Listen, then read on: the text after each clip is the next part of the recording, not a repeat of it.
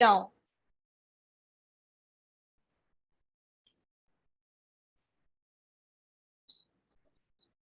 Grignard reagent है क्या बेटे? If you will see in the higher standard, इतना हम कह सकते हैं कि it is very good reagent, मतलब इसका एक चैप्टर है पूरा। इस रिएजेंट से आप बहुत कुछ बना सकते हो। इस रिएजेंट से आप alcohol, this is a organo metallic compound इसे कहते हैं, ठीक है। This is known as organo metallic compound.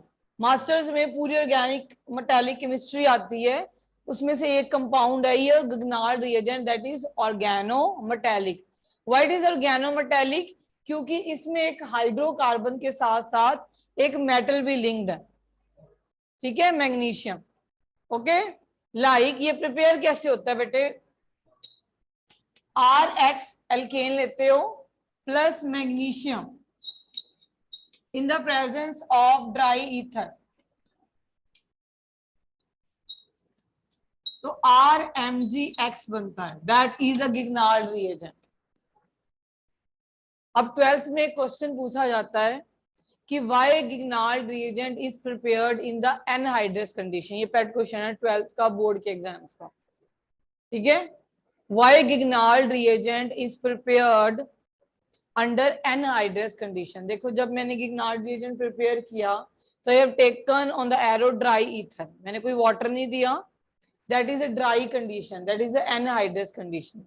क्योंकि गिग्नार्ड रिएजेंट को जैसे ही H+ मिलता है, चाहे वो वाटर से मिले, चाहे वो अल्कोहल से मिले, या कोई भी प्रोटिक सॉल्वेंट जो H+ प्रोवाइड करता हो, वो हाइड्रोकार्बन में चेंज हो जाता है, ठीक है। That will change into hydrocarbon. अब जैसे ये एक एग्जांपल, ये मैंने you can take any, for example CH3Cl, so I have taken बेटे मिथाइल क्लोराइड, ठीक है, और chloromethane I have reacted with magnesium in the presence of dry ether.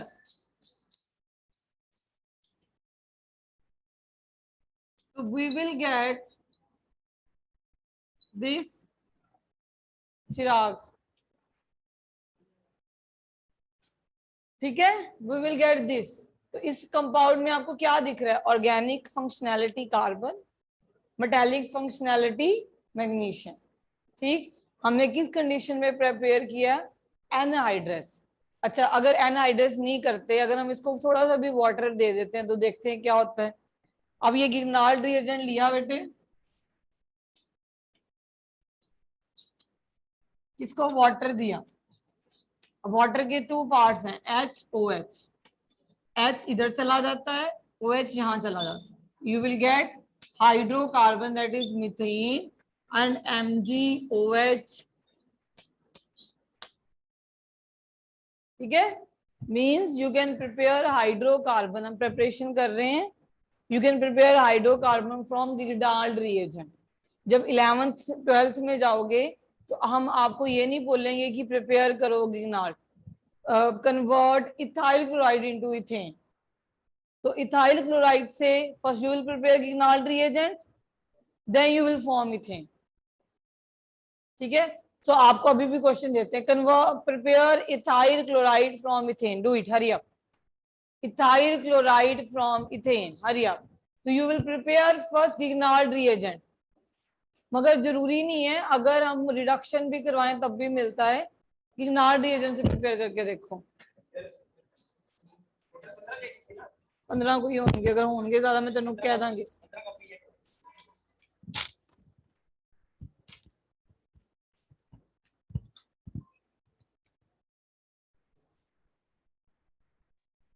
Hari up, take ethyl chloride, you have taken ethyl chloride, react with magnesium, you will get ethyl magnesium chloride, isn't it? hurry up। अब ethyl chloride तो हम लेना नहीं सिखा सकते, second last, hurry up.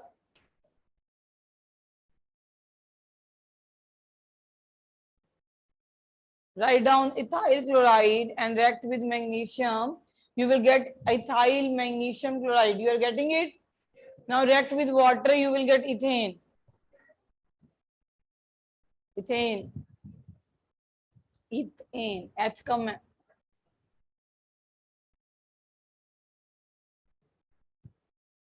Okay, ethane ही आ रहा है। अगर इथाइल मैग्नीशियम क्लोराइड हो तो क्या आएगा आपके पास, यहाँ पे इथाइल मैग्नीशियम क्लोराइड हो तो क्या मिलेगा आपको, रिएक्टिंग विद वाटर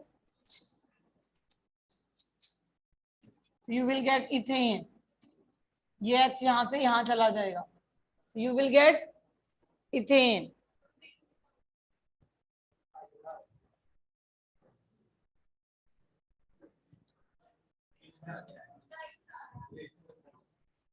ये क्या है, ये इथाइल मैग्नीशियम क्लोराइड है। इसको वाटर के साथ रिएक्ट करोगे यू विल गेट इथेन।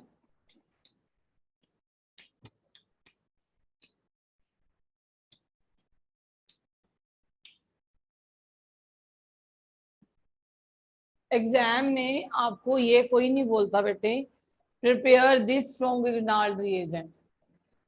जब रिएक्शंस पूछी जाती हैं या तो वो नेमिंग की फॉर्म में पूछी जाती है या कन्वर्जन्स की फॉर्म में पूछी जाती है। ये जरूरी नहीं है कि मैंने बोर्ड पे इथेन लिखी है या मीथेन बनाई है तो एग्जाम में हेप्टेन नहीं पूछी जा सकती। जब ऑर्गेनिक में ग्रुप आर लिख दिया गया है, जैसे एन इंटीजर लिखते हो आप, एन में भी 1 2 3 4 5 6 7 8 9 10 जो मर्जी। वैसे ऑर्गेनिक में आर का मतलब है R1 भी हो सकता है, 2 भी हो सकता है, 3 भी हो सकता है, 4 भी हो सकता है। ये एग्जामिनर के ऊपर डिपेंड है कि आपको क्या वो बनवाना चाह रहा है। आपको कहना चाह रहा है कि प्रोपेन बनाओ ब्यूटेन बनाओ तो आपके दिमाग वैसे चलते हैं। अब ये क्रैमिंग 44, क्रैमिंग छोड़ दो कि जो बोर्ड पे लिखा हमने वही देखना है। आर का मतलब आर में बी एनीथिंग। जैसे अगर मैं आपको बोलूं आपने ब्यूटेन बनाना है गिग्नार्ड रिएजेंट से तो आप कैसे बनाओगे, you have to prepare butane. दो क्वेश्चन है आपको, you have to prepare butane by what reaction, you have prepare butane by Grignard reagent. बनाओ। लास्ट टाइम हमने वुड्स रिएक्शन करी थी, you have to prepare butane by Woods reaction, तब क्या लोगे, you have to prepare butane by Grignard reagent, तब क्या लोगे। क्या होती है Woods reaction, 2 moles of Rx plus sodium in presence of dry ether।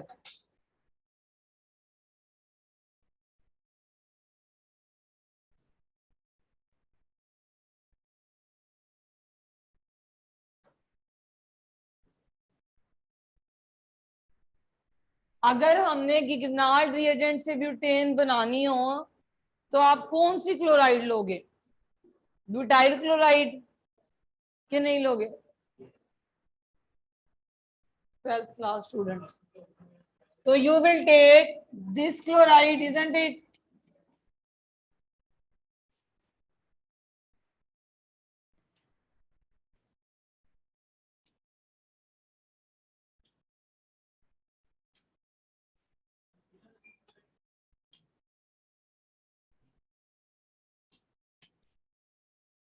ठीक, हाँ लिख सकते जो मर्जी, आपको कोई नहीं रोकता इसमें तो। ठीक है, उसके बाद क्या करोगे, वाटर।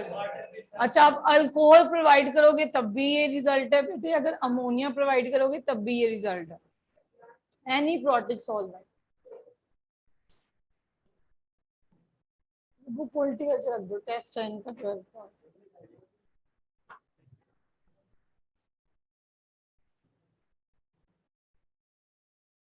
ठीक है, गॉट इट। मीन्स आप अल्कोहल लोगे वो भी H प्लस प्रोवाइड करेगा, आप अमोनिया लोगे वो भी H प्लस प्रोवाइड करेगा। वर्ड रिएक्शन करने के लिए आपको क्या करना पड़ेगा, you have to take 2 moles of ethyl chloride.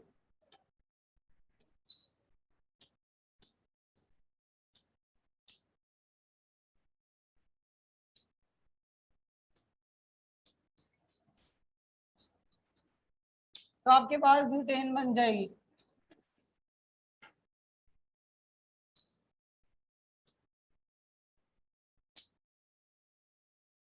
ठीक है, ऑर्गेनिक सिंपल नहीं है, ऑर्गेनिक बिल्कुल सिंपल नहीं है बेटा। ये ऑर्गेनिक ऐसी चीज है, practice makes a man perfect वाली चीज है। जितना आप करोगे, अगर एक बार आ गई, ये भूलती भी नहीं है। अगर नहीं आई तो आपकी 12th खत्म होने को आ जाएगी, आनी नहीं है। तो आप आईयूपीएससी ना करो ना, मैंने कुछ दिन में बताया, पहले बेसिक करो, सिंपल आईयूपीएससी। मैंने उस दिन भी आपको ये समझाया है, सिर्फ सिंपल ग्रुप की नॉमेनक्लेचर याद रखो। डोंट गो, अभी अभी इतने आप में चोर नहीं हुए हो कि अब इतना कुछ दिमाग में डाल लो। साइक्लो वाले क्या हार्ड हैं?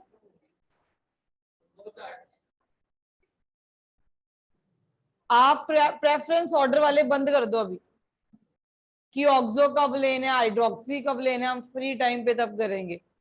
प्रेफरेंस ऑर्डर को लेके बैठोगे, नॉमेनक्लेचर में अदर टाइम वेस्ट कर दोगे। फिर I can't help you if you will not go according to the teacher. अपने अकॉर्डिंगली दोगे तो अब सबका दिमाग एक जैसा नहीं है बेटे। चलो आगे आ जाओ बेटे। Next preparation from carboxylic acid. Again, the direction I am writing on the board, it is been asked in class 12th when you will do in carboxylic acid.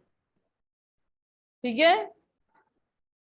You will not do this preparation as such. It is not in your syllabus now. CBSE ने deduct कर दिया है syllabus से preparation of alkene, but जेईज के लिए आपको चाहिए। जेईज में से भी मैं सब कुछ तो करवाऊंगी नहीं आपको। We are dealing with class 12, ये 12th के लिए रिएक्शंस चाहिए। समझ आ रही है? Again I am repeating. 24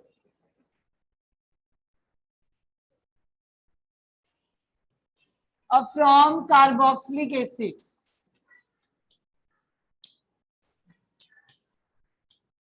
अब कार्बोक्सिलिक एसिड में से भी आप डायरेक्टली प्रिपेयर नहीं कर सकते। You will do D carboxylation.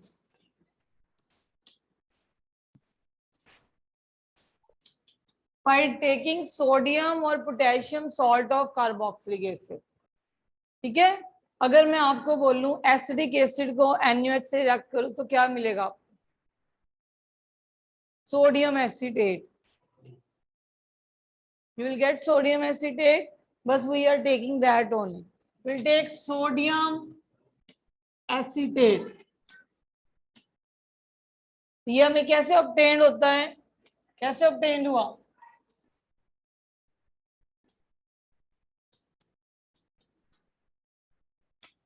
ऐसे मिला। ठीक है? ये रिएक्शन यहां से शुरू होती है ना कि यहाँ पे, मगर ये भी कैसे मिलता है ये आपको बताना चाहिए। Got it? This is sodium acetate और सोडियम इथेनॉइड, जो भी कह लो। Okay, will do decarboxylation in the presence of soda lime.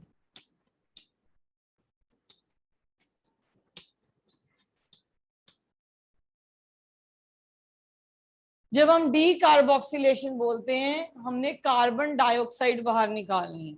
मतलब बेसिकली हमने ये CO ही बाहर निकाल देना, COO। समझ आ रही है? ये COO कैसे बाहर निकलेगा? ये देखो, ये Na2, ये Na2 बन गया, ये COOO मतलब सोडियम कार्बोनेट बना कि नहीं बना? और ये जो H बचा वो कहाँ लगा देंगे हम? यहाँ पे। तुम्हारे पास क्या बना? Methane plus sodium. अब इसे बोलेंगे डिसेंडिंग द सीरीज रिएक्शन। ध्यान से देखो, आपकी रिएक्टेंट में 2 कार्बन है, प्रोडक्ट में 1 ही कार्बन मिल रहा है, तो 1 कार्बन खत्म हो गया। तो आपकी अगर ये रिएक्शन आगे हम कुछ बनाना चाहें, मान लो मैंने, अगर मुझे एग्जाम में सोडियम एसीटेट से मिथाइल क्लोराइड बनाना आ जाए, तो हम दिमाग क्या लगाएंगे बीच में? डी कार्बोक्सिलेशन रिएक्शन है। स्टार्ट किससे हुआ? 2 कार्बन कंपाउंड से। बनाना क्या है हमने? 1 कार्बन। अच्छा, अगर मैंने सोडियम एसीटेट लिया तो मीथेन बना। अगर मैं सोडियम प्रोपेनोएट ले लूं, चलो लो, क्या आंसर आ रहा है? प्रोपेनोएट। 3 कार्बन कर दो एसिटिक एसिड के, प्रोपेनोइक एसिड का सॉल्ट लो, take salt of propanoic acid CH3CH2COONA, hurry up, do the same reaction, what is the result?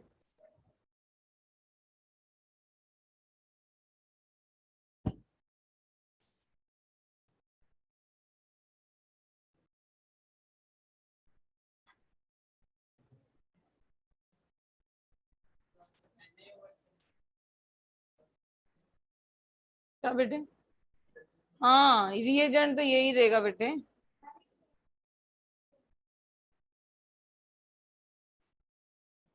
Decarboxylation का रिएजेंट है NaOH calcium oxide, even you will show the heating sign here. ये NaOH और CaO इकट्ठा मिलके बनता है soda lime, क्या बोलते हैं उसको? Soda lime. NaOH और CaO, कैल्शियम ऑक्साइड, देखो कैल्शियम हाइड्रोक्साइड क्या होता है? Lime water. NaOH क्या होता है? सोडियम हाइड्रोक्साइड, मिलके क्या बना? Soda lime. Soda lime, the name is soda come from NaOH, lime come from calcium oxide। Quick lime करते हो ना 10th में। क्या आंसर आ रहा है आपका? इथेन। मींस एक कार्बन आपका क्या हो जाएगा बेटे? कम हो जाएगा।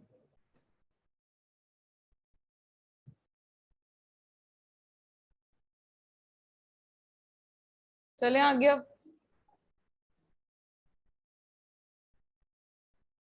अब आ जाओ, इसी से ही कार्बोक्सिलिक एसिड से कॉल्स रिएक्शन करते हैं हम।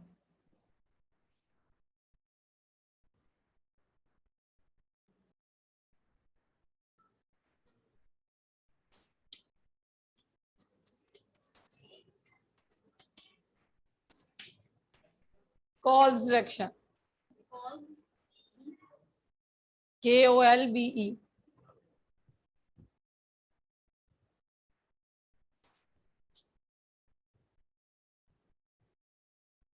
अब इसमें आपकी सीरीज तो असेंड नहीं होनी बेटे, मगर ये इथेन देगा आपको। बस आप ये समझो, पूरी रिएक्शन करने की जरूरत नहीं है। देखो अगर कॉलवेज रिएक्शन में आप इलेक्ट्रोलिसिस कर रहे हो, क्या कर रहे हो? अब ये 2 मोल्स देंगे आपको, कौन कौन से? CH3CO negative, Na positive. अब ये अगर करवा रहे हो तो आपको इसको वाटर में डालना पड़ेगा, सभी करवाओगे ना, एक्वस लोगे, है ना? तो वाटर का क्या मिलेगा? OH नेगेटिव, H पॉजिटिव, यही मिलेगा ना बेटे। अब CO नेगेटिव कहाँ जाएगा? इन दोनों में से मुझे ये ऐसे लिखना चाहिए,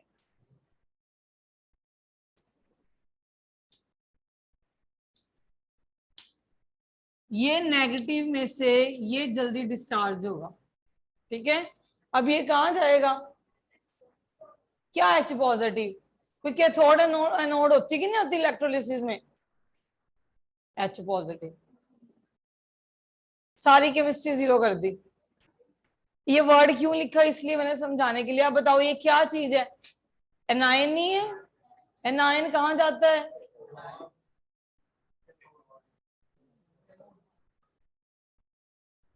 एनायन कहाँ जाता है बेटे?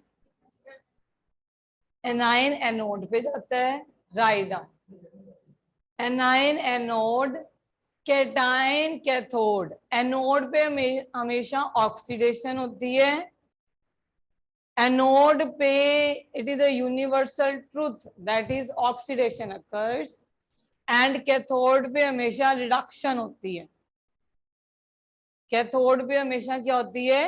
Reduction. And according to redox, what is oxidation? That is loss of electrons, and what is reduction? That is gain of electrons। अब हमारा एनाइन क्या है, CH3CO नेगेटिव, वो कहाँ जाएगा, एनोड की तरफ। एनोड पे क्या होगी इसकी, वेरी गुड, इंटेलिजेंट। सो अगर ये ऐसी होती है इसकी ऑक्सीडेशन, ये नेगेटिव चार्ज है बेटे, ठीक है, दिस इज नेगेटिव चार्ज। अगर ये 1 इलेक्ट्रॉन लूज करे, 1 इलेक्ट्रॉन, देखो जब इससे ये Na अलग हुआ तो ऑक्सीजन का अपना इलेक्ट्रॉन तो था ही, ध्यान से समझो इसको, और एक Na का इलेक्ट्रॉन था। Na ने एक इलेक्ट्रॉन लूज किया हुआ, इसको एक ही किया हुआ, दो तो नहीं करी हो। अब ये एक इलेक्ट्रॉन अगर लूज कर दे तो ऑक्सीजन के पास अपना एक इलेक्ट्रॉन बचेगा कि नहीं बचेगा, बचेगा ना। ये नेगेटिव चार्ज सिंबलाइज कर रहा है किसने, सोडियम से एक इलेक्ट्रॉन लिया हुआ, अपना इलेक्ट्रॉन तो है ना इसके पास फ्री। तो जब ये एक इलेक्ट्रॉन लूज कर देगा तो ये क्या बनेगा, C डबल बॉन्ड O, ये डॉट दिखा रहे हैं कि इसका एक इलेक्ट्रॉन है, बाकी तो है ही है, ये भी इलेक्ट्रॉन है। अच्छा अगर एक हो तो ऐसे हो, अगर ऐसे मैं 2 ले लूं तो 2 इलेक्ट्रॉन्स,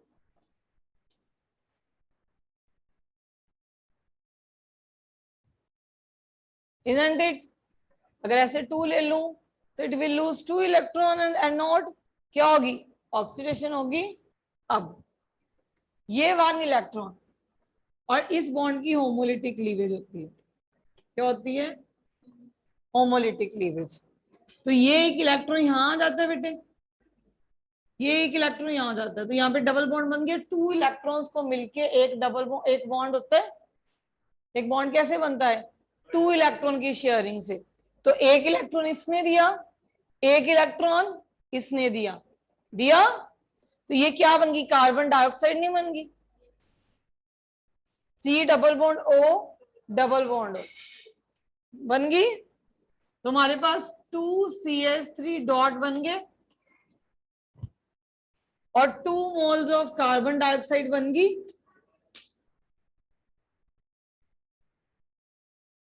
बनी। अब ये 2 फ्री रेडिकल्स है, ये दोनों आपस में ज्वाइन हो सकते हैं, ये क्या देंगे, इथेन, ये क्या देंगे, तो हमें क्या मिलेगा इससे, CH3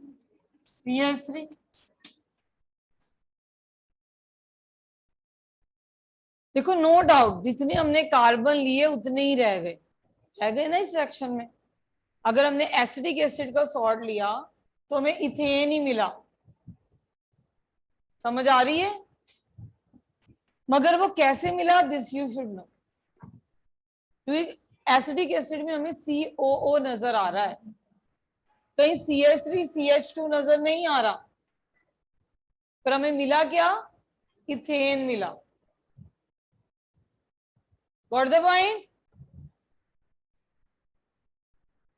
अब इसका Na रह जाएगा और OH नेगेटिव रह जाएगा, ये आपस में कंबाइन हो जाएंगे और ये जाएगा, ये H2 बना लेगा।